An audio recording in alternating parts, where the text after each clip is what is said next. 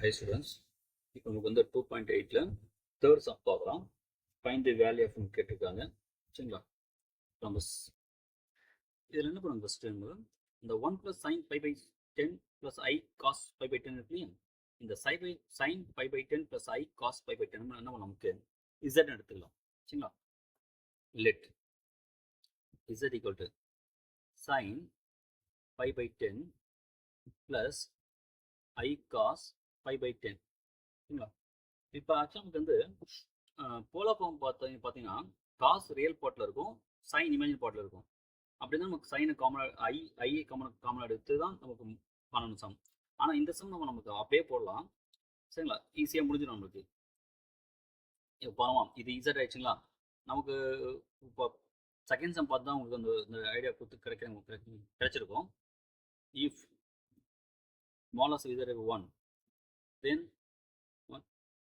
மாலஸ் of z bar equal to 1 by z நம்ம எடுத்துக்கலாம். அப்போ இது என்ன வேல்யூ வரும் நமக்கு? சைன் பை பை 10 நமக்கு என்ன பண்ணலாம், real part sign மாற்றிடலாமா?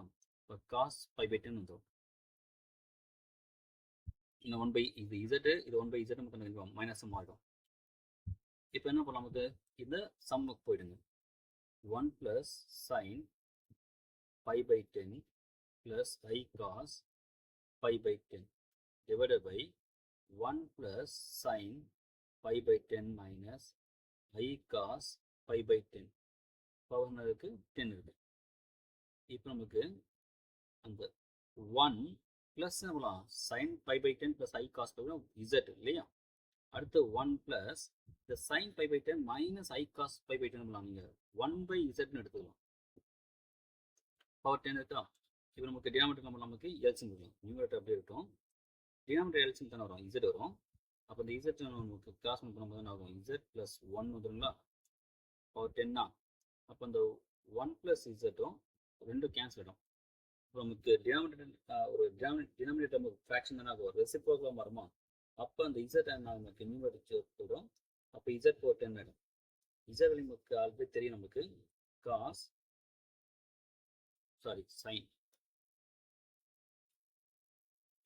sin pi by 10 + i cos pi by 10 power 10 இது. இதுதான் நம்ம இந்த ஸ்டார்டிங் சொல்லியிருப்போம். போது போலார் ஃபார்ம் பொறுத்த வரைக்கும் ரியல் பார்ட் வந்து காசு இருக்கும், இமேஜினரி பார்ட் தான் நம்ம சைன் இருக்கும். இங்கே மாறி இருக்கா? இப்போ நம்ம ஐயை காமன் எடுத்தோம், 10 ஆகிடும். சரிங்களா? இப்போ இந்த ஐ காமன் எத்தனை ஆகும், காஸ் பார்ட்டு ரியலாக மாட்டுமா? இப்போ இந்த இமேஜினரி பார்ட் வரும், மைனஸ் ஐ வரும். சரிங்களா? என்ன ரீசன் சொல்கிறேன் பாருங்க. இப்போ 1 எப்படி போடலாம் பார்த்தீங்களா? -1 × -1 போடலாமா? இந்த மைனஸ் அப்படியே இருந்து போய்டும். அப்போ -1 வேல்யூ தெரியும், i² இல்லையா? -1 தெரியும் உங்களுக்கு, i². அப்போ -i² தான் வேல்யூ நமக்கு 1க்கு சொல்லலாம். 1 வேல்யூ என்னது, -i². அப்போ இந்த சைன் நம்ம சொல்கிறோம் இல்லையா, சைன் பை பை 10 நமக்கு என்ன இருக்குது, ரியல் இருக்கு இல்லையா? இதை நான் 1 × கூட எடுத்துக்கலாம் இல்லையா?